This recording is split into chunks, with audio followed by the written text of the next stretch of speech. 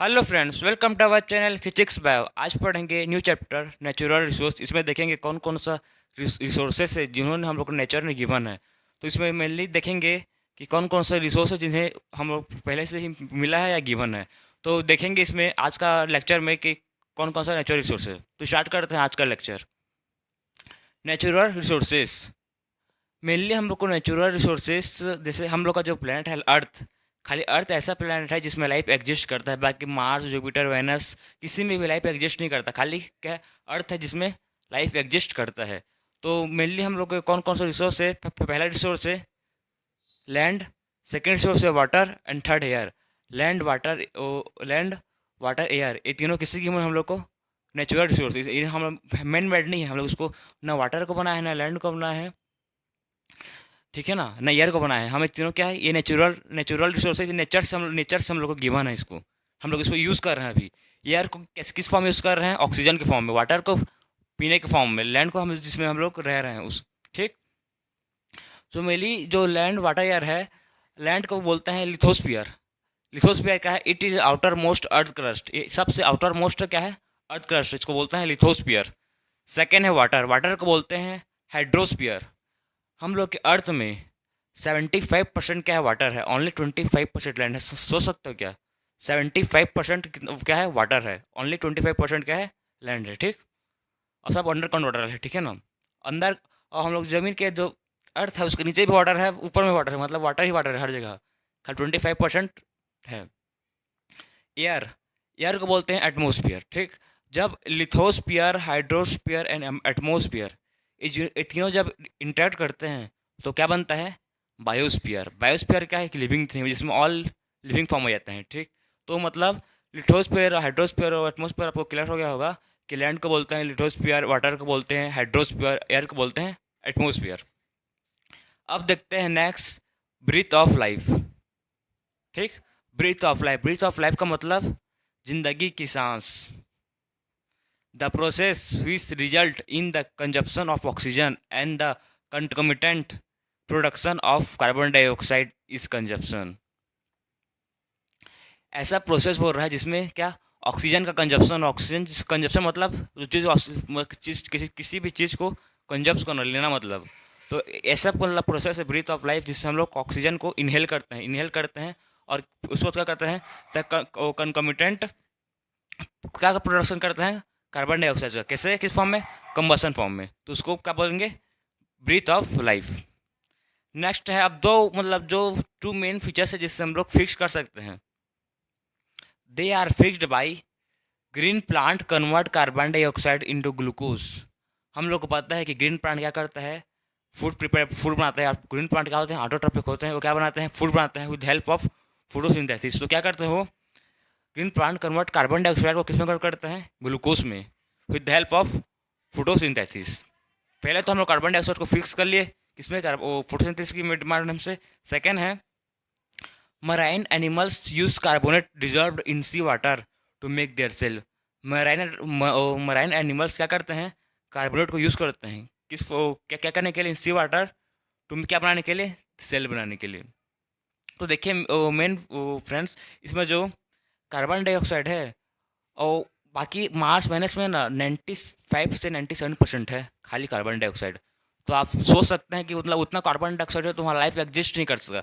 हम लोग का जो अर्थ, उसमें टेम्परेचर भी मेंटेन रहता है, डे के टाइम भी नाइट के टाइम भी प्रॉपर टेम्परेचर मेंटेन रहता है। लेकिन जहाँ वहाँ दूसरा प्लेनेट है मार्स वेनस, वहाँ टेम्परेचर माइनस में चलता है, -190 +110 डिग्री वैसे टेम्परेचर में। तो वैसे लाइफ एग्जिस्ट कर ही नहीं सकता उतना टेम्परेचर में, ठीक है ना, कि कोई भी मतलब बॉडी सब ये नहीं कर पाएगा।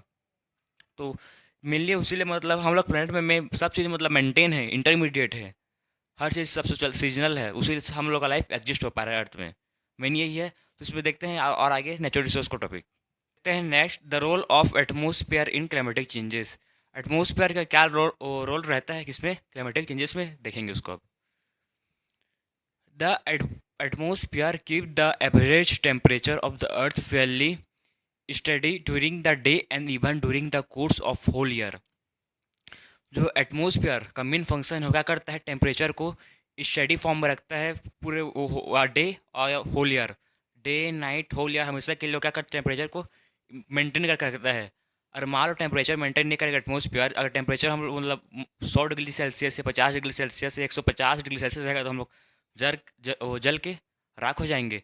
अब और टेम्परेचर अगर माइनस में भी रहेगा 100 degree Celsius -100 degree Celsius 200 degree Celsius, तो हम लोग बर्फ़ बन जाएंगे। तो इसलिए हम लोग का जो एटमोसफियर है उसका बहुत बड़ा रोल है किसमें, टेम्परेचर को मेंटेन रखने के लिए। ठीक, अब है there are 5 layer of zones of atmosphere. Atmosphere के 5 लेयर ऑफ जोन्स प्रेजेंट होते हैं एटमोसफियर में। कौन कौन सा जोन्स होते हैं देखते हैं। फर्स्ट जोन है ट्रोपोस्फियर, ठीक।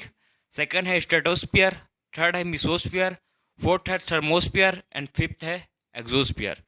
तो सिंपल सिंपल है, इसको आप 3 5 6 बार पढ़िए, उसके बाद लिख लिख के पढ़िए तो आप जल्दी याद होगा आपको। Troposphere, stratosphere, mesosphere, thermosphere and exosphere. अब देखते हैं नेक्स्ट विंड।